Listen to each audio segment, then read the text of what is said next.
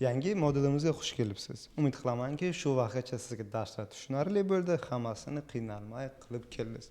O'tgan darslarda biza qanday qilib yo'nalish tanlash va profilimizni qanday to'ldirish, umuman olganda qanday qilib profilimizga mijozlarni olib kirishni o'rgangan edik.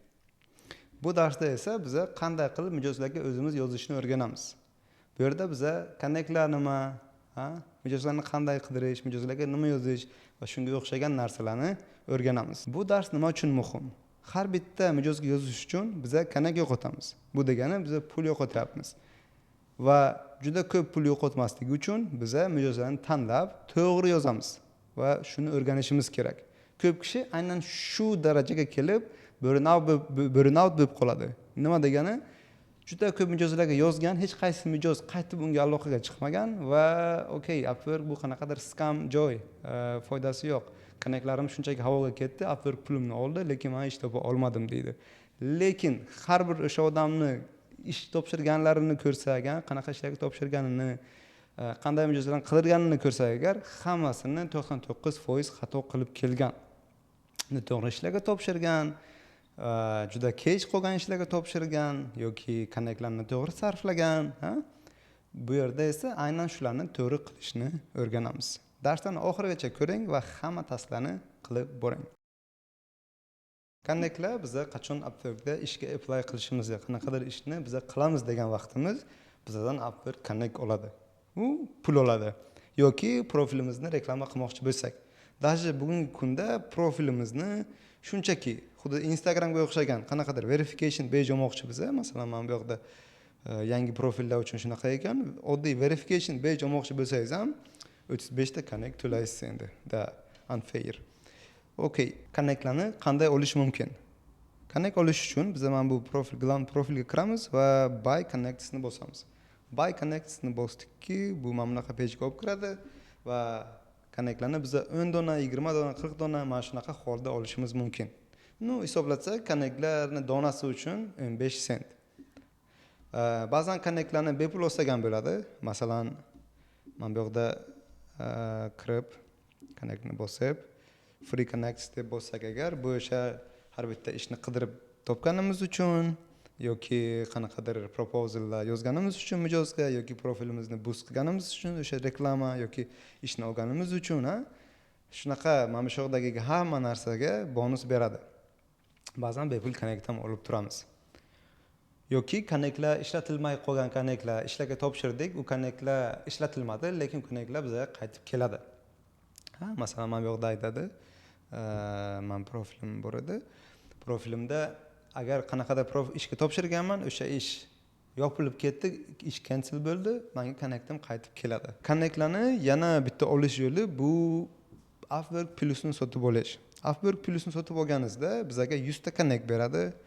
Qanaqadir boshqa yana personalized profil yoki ishlagan pullaringizni yoshirib bilasiz yoki sizga qanaqadir AI yordamchi beradi va ishlar haqida ko'proq informatsiya olib bilasiz. Masalan, yo'qda shunaqa doska bor, qayerda ko'rsatadi, necha kishi topshirdi, necha kishinikini oshdi mijoz yoki competition qanaqa, hammasini ko'rsatib boradi.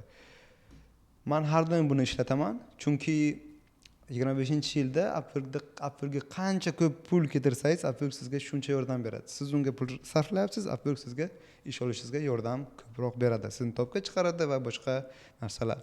O'zi qarasak agar, men bu 100 ta bizga connect beradi-ku plus. 100 ta connect olish uchun o'zi $15 berish kerak. Okay, yana $5 to'laysiz, sizga уже tayyor plus bo'ladi va har oy yana qanaqadir qo'shimcha narsalarni olasiz.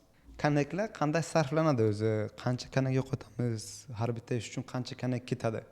Har bitta ish uchun endi men dasturchilarni nimasiga qarasak agar, endi har bitta sohaga qarab o'zgaradi bu. Dasturchilarga masalan $10 dan 10 connect yoki 9 connectlar ham bor. 21 connectgacha ko'rganman. Har xil nimalar beradi. Bu raqobatga qarab, ishni yangi eskiligi, ishni katta kichikligi Upwork analiz qiladi va o'shandan kelib chiqib bizga connectlarni, o'sha connectni belgilab beradi. Okay, men shu ishga topshirish uchun mana shuncha connect kerak deb. O'rtacha 15 connect ketishi mumkin har bitta ish uchun umumiy olganda. Oyiga qancha connect yo'qotamiz? oyiga menimcha kelinglar haftasini sanaymiz. Haftasiga 25 tadan 35 ta ishgacha topshirishingizga maslahat beraman. Agar Upworkni seriöz olayotgan bo'lsangiz, part time emas, full time olayotgan bo'lsangiz va bir oyning ichiga ish olaman desangiz, mayli 25 ta, 30 ta, 35 ta ishlarga topshiring va shuncha ishga topshirganingizga 300 ta, 400 ta connect ketadi. Bu degani $50, 45-50 dollar ketadi sizdan. Bemalol 45-50 dollar ketadi. Oyiga $200, $150 dan atrofiga connect ketishi mumkin. Ana endi ko'p connectlar qaytib keladi sizga. Chunki ishlar cancel bo'lishi mumkin yoki yana qanaqadir bonuslar olishingiz mumkin. Shuni hisobiga balkim biza 200 ta connect yo'qotishimiz, 200 ta emas, bir 500 ta, 400 ta connect yo'qotishimiz mumkin. $50-100 dollarga connect yo'qotishimiz ham mumkin. Endi juda ham qo'pol qilib nima qilsa hisoblasak agar, $200 in best case scenario $50 yo'qotishimiz mumkin. Va connectlardan to'g'ri foydalansak, o'zi ko'p ishlarga topshirishimiz ham shart emas, ha? Aynan biza qilib biladigan, bizning portfoliomiz to'g'ri keladigan, mijozga nimadir ko'rsatib biladigan ishlarga topshirsak agar, connectlarni anchagina tejab qolamiz.